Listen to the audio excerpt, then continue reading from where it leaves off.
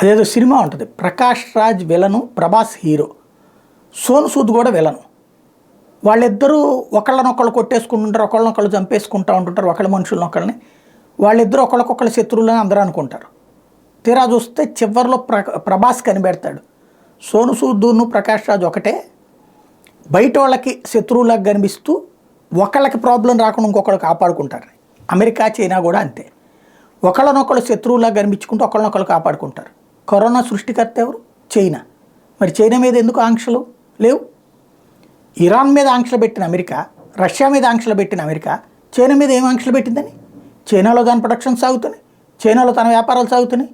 ఆ మధ్యన వెనక్కి తీసుకొచ్చేస్తామని బిల్డప్ చేసి ఫైనల్గా దాని వ్యాపారాలన్నీ అక్కడే ఉన్నాయి. అదొక్కటే కాదు, యూరోపియన్ వ్యాపారాలు అట్లాగే ఉన్నాయి, నాటో వ్యాపారాలన్నీ అట్లాగే ఉన్నాయి. కాబట్టి జస్ట్ ఒక డ్రామా చేశారు అంతే. అది అమెరికా చైనాల మధ్య ఉన్న రహస్య వడంబడిక. మూడో వాడిని ఎదగనీయరు.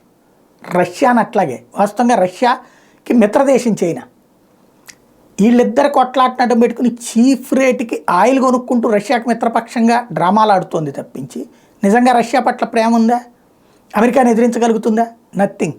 అమెరికా, యూరోప్ దేశాలు విధించినటువంటి ఆంక్షల ప్రకారం ఇప్పుడు తాజాగా రష్యాకి సంబంధించిన సంస్థల మీద నిషేధం చైనా కొనసాగిస్తోంది. రష్యా బ్యాంక్స్ కార్యకలాపాలు చైనాలో బ్యాన్ చేశారు. చైనా బ్యాంక్స్ రష్యాలో కార్యకలాపాలు ఆపేసినాయి. తద్వారా పైకి చెప్పడానికి ఇద్దరు శత్రువులా కనిపిస్తూ అంతర్లీనంగా ఒకటేనన్నటువంటి నిజాన్ని అమెరికా, చైనా అనధికారికంగా ధృవీకరించినాయి. నేర్చుకోవాల్సింది, గ్రహించాల్సింది ప్రపంచ దేశాలే.